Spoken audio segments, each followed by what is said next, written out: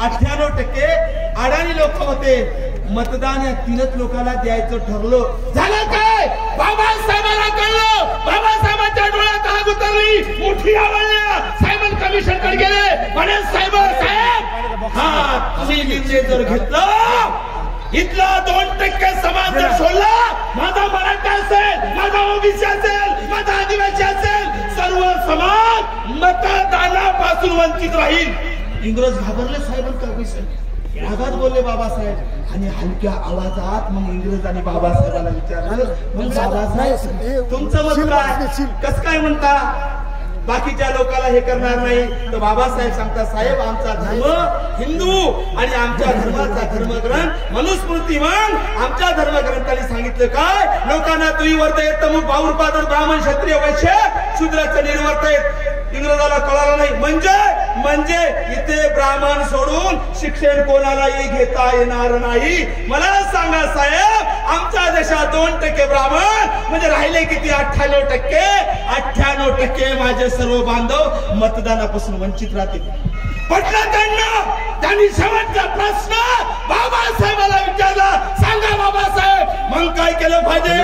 तेव्हा तुमचा मराठ्याचा सगळ्याचा बाप काय बोलला? म्हणाला, साहेब एक करा, इथल्या सगळ्याच माणसाला मताचा अधिकार मिळायचा असेल तर काय 2 अटी घाला. कोणत्या? नंबर 1, तो भारताचा नागरिक असला पाहिजे. दुसरी अट, त्याचं वय 21 असलं पाहिजे. आणि तेव्हापासून मतदानाचा अधिकार भेटला. वानखेडे साहेब नुकता नाही भेटला. जेव्हा संविधान बाबासाहेबांच्या हातात आलं, भारतीय संविधान भाग किती 15 इलेक्शन अर्थात निवडणुका आर्टिकल 226 नुसार माझ्या मराठा बांधवाला ओबीसी तुम्हाला मला सगळ्याला माझ्या बाबासाहेबांनी मताचा अधिकार दिला. ते संविधान तुम्ही बदलू देणार का? नाही बदलू देणार नाही. आणि मग त्या भडव्याला सांगायचं, कांदे भडवा बोला शंकर नावाचा, मी भीमा कोरेगावला येऊन ते आमचा विजय स्तंभ उघडून टाकू, भड्या उघडायचं सोडून दे, हातच लावून टाकू, तू हे पब्लिक हात जागेवर ठेवल का? आणि मग जाता मला एवढं सांगायचं की भावांनो भगिनींनो, आज भाजपचा डाव आहे. रोज त्यांचे स्टेटमेंट आहेत. परवा एक 12च्या अवलादीचा बोलला, म्हणे बाबासाहेबांनी घटना लिहिली नाही. मान्य आहे का तुम्हाला? त्याचं नाव सांगतो. नंबर 1, अटल बिहारी वाजपेयी यांच्या मंत्रिमंडळातला केंद्रीय मंत्री अरुण शौरी यांनी वर्शिपिंग फॉल्स गॉड नावाचं पुस्तक लिहिलं. त्या पुस्तकात लिहितात बाबासाहेबांनी संविधान लिहिलं नाही. नंबर 2, वानखेडे साहेबांच्या ओळखीचे कालपुरा मेलेत केशव धोंडके कंधारला म्हणाले बाबासाहेबांनी संविधान दिलं नाही. बाबासाहेबांनी संविधान दिलं नाही. काय हिंमत यायची? मला त्या अरुण शौरीला, केशव धोंडकेला या विद्यापीठाच्या कार्यक्रमाला विचारायचं, आगे बढव्यांना बाबासाहेबांना देशाचं संविधान नाही दिलं तर मग तुमच्या माईच्या झगड्याने दिले का? हे नाव तर सांगावं लागेल ना, सांगावं लागेल की नाही? बघा मी नाही सांगत संविधान कोण लिहिलं.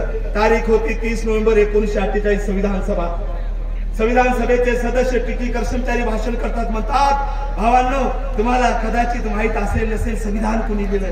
बाबासाहेब बोलले, संविधान लिहिण्यासाठी 7 लोक होते. 7 लोकांचे अध्यक्ष होते बाबासाहेब आंबेडकर. एक बाबासाहेब, दुसरे 2 अल्लादी कृष्णामी आये, तिसरे डीपी कैतान, चौथे KM मुंशी, एम गोपालस्वामी आयेगा, सय्यद अहमद सादुल्ला आणि बाबासाहेब एवढ्याने मिळून संविधान लिहायचं होतं. झालं काय? 6 पैकी 1 अमेरिकेला गेला. राहिले 5, एकाचं निधन झालं. राहिले 4, 2 राजकारणात व्यस्त झाले. राहिले 2, अरे दिल्ली पासून 2 एवढे दूर होते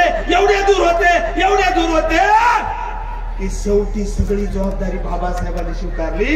आणि म्हणून हाडाचं पीठ रक्ताचं पाणी करून तुमच्या माझ्या आपल्या सर्वांसाठी या देशाचं फक्त आणि फक्त संविधान लिहिलं असेल त्याचं नाव होतं डॉक्टर बाबासाहेब आंबेडकर.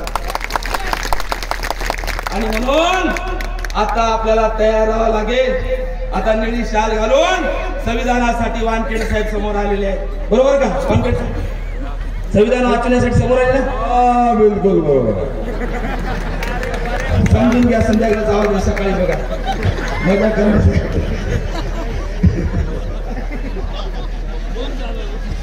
आणि म्हणून माझ्या बांधवांनो, जाता जाता एवढं मी तुम्हाला सांगतो, आपले कार्यक्रम कारभारी दमान असे असू नये. जातात का बाबासाहेबांचे कार्यक्रम? तू चीज बडी हे मस्त मस्त. बाबासाहेबांचे कार्यक्रम माणसं घडविण्यासाठी आजोबाचे